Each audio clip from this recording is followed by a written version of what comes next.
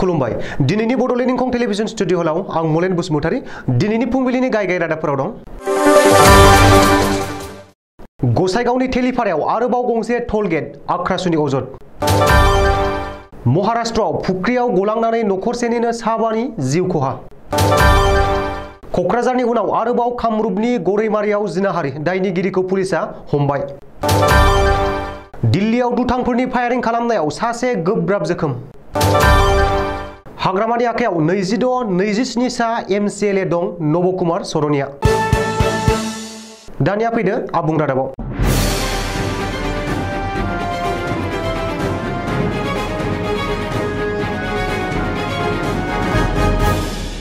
कक्राझार जिल्लानि गसाइगाव महकुमानि बेन्दोंआव 31 नं हादरारि राजा लामायाव पाटगाव टोल गेटनिफ्राय 45 किल'मिटार गोजान थेलिफारायाव आरोबाव गंसे गोदान टोल गेट गायसंनो लादों।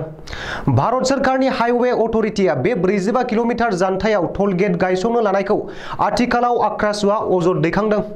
मानो होनोब्ला बावैसो सिगां भारत सरकारनि बिफानारि मन्त्रि नितिन गडकारिया सदनाव फोसावदोंमोन दि मोनसे टोल गेटनिफ्राय गुबुन मोनसे टोल गेटनि गेजेराव खमसे खम 60 किल'मिटार गोजान जानांगोन।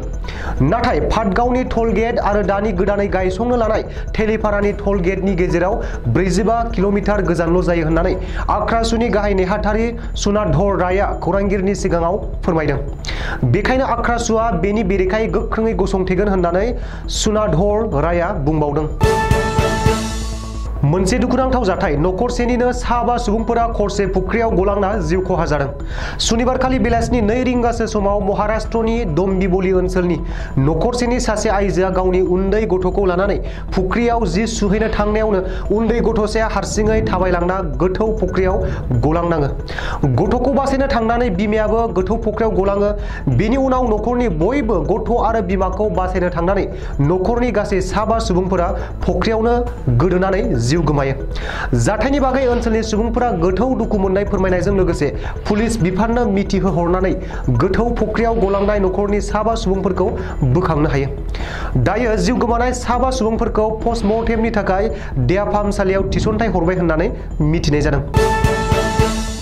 आथिखालाव जिनाहारि खालामनाय मुगैथाव हाबाया रायजो नाङै मोनसेनि उनाव मोनसे गोदानै जाफ्लायबाय थागासिनो दं। कक्राझारनि उनाव आरोबाव कामरुप जिल्लानि गरैमारियाव बे जाथाया जादों। गरैमारि आउटपोस्ट थानानि बिबानगिरि एसआइ हिरक ज्योति मजुमदारा खौरांगिरिनि सिगाङाव फोरमायनाय बादिब्ला गरैमारि गामिनि रबिअ हक मुंनि सासे लम्पटआ सासे 15 बोसोर बैसोनि हिनजावसाखौ जिनाहारि खालामनानै लामायाव गारलांदोंमोन। हिनजावसानि मबाइलाव थानाय मबाइल नाम्बारनिफ्राय पुलिसा ट्रेक खालामनानै सनिबारखालि हरनि 2 रिंगायाव पुलिसा बिमायनि न'आव खारखोमानानै थानाय हालोदाव रबिउल हकखौ एरेस्ट खालामनो हादों। हरखाबै सिनाय मोनै दुथांफोरा फैना हरखाब गाग्लोबनायाव सासे सुबुङा गोब्राब जोखोम जादों।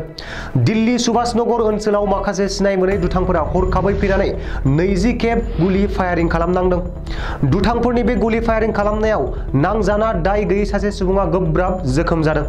जाथायनि उनाव ओनसोलनि थागिबि सुबुंफोरा दिल्ली पुलिसनो खौरां हरनानै बे जाथायाव गोब्राब जोखोम जानाय सुबुंखौ गोख्रों फाहामथाय होनो थाखाय खाथिनि देहा फाहामसालियाव थिसनथाय होबाय। दायो सोर मा जाहोननि थाखाय बेबायदि खालामदों बे जाथायनि सायाव पुलिसा गोख्रोङै नायबिजिरगासिनो दं। बे समाव हाग्रामा महिलारिनि आखायाव 26-27 सा एमसिएलएफोर दं। बिटिसि सोरखाराव फ्लर टेस्ट जायोबा हाग्रामा महिलारिया देरहागोन आरो बिटिसिआव हाग्रामानि सोरखार फैगोन। हाग्रामा महिलारिया दिल्ली आरो दिसपुरनि इसाराखौल' नेनानै दं। इसारा मोनब्लानो हाग्रामा महिलारिया बिटिसिनि चिफ जागोन। बे बाथ्राखौ बुंदों आथिखालनि प्रमद बर' दैदेननाय जथायारि बिटिसि सोरखारनि बाहागोआरि हानजा जिएसपिनि आफादगिरि आरो कक्राझार लकसभानि एमपि नब कुमार सरनियाया। मख'नो गोनांदि नब कुमार सरनियाया जथायारि सोरखारनि बाहागोआरि जानानैबो प्रमद बर'खौ सावरायना हाग्रामा महिलारिखौ बाख्नायनाय नुनो मोनदों। प्रमद बर'खौ सावरायनानै नब कुमार सरनियाया बुंदों दि प्रमद बर'आ दिल्ली आरो दिसपुरजोंल' सोमोन्दो लाखिनानै नट रिचेबल जानानै थायो। नाथाय हाग्रामा महिलारिखौ रायजो राजाफोरा अरायबो लोगो हमनो हायो। बेनि अनगायैबो नब कुमार सरनियाया आथिखालाव बिटिसि खुंथायाव माखासे बेले-बेजे जानायनि गोख्रों अजद होदों आरो बिटिसिआव जिल्ला बेंगिरिफोरनि बिबान गैया। एमएलए आरो एमपिफोरनो टाउन कमिटि आरो लेन्ड एडभाइजारि बर्डनि सोद्रोमा होआखै। भिसिडिसिफोराव जेबो मावख' गैया होननानै बुंदों।